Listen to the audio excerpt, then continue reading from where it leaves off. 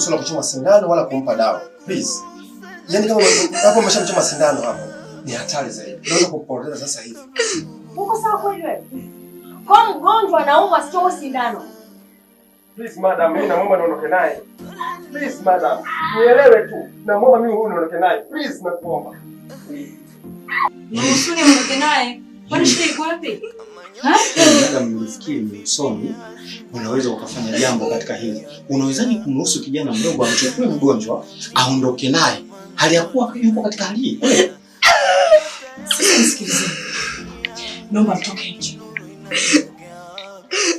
Madam. Nimesema toka nje.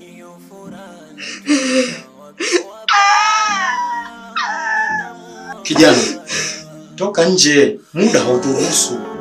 Hello mapipo, mnavyoangalia hapa madam anifokea Saira kumetoka nje. Sikuhitaji hapa ndani.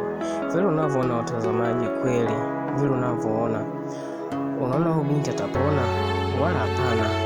Kiukweli Saira anajitahidi yake yote kuonesha upendo kwa wanafunzi wenzake. Vile unavyoona watazamaji, comment hapo na subscribe ndani ya The Smile. Na pia usikose kufuatilia ndani za Smile pia, na usishinde kufuatilia ndani za Sire. Na unavyoangalia hapo sasa hivi, kiukweli huyu binti anapitia maumivu makubwa sana.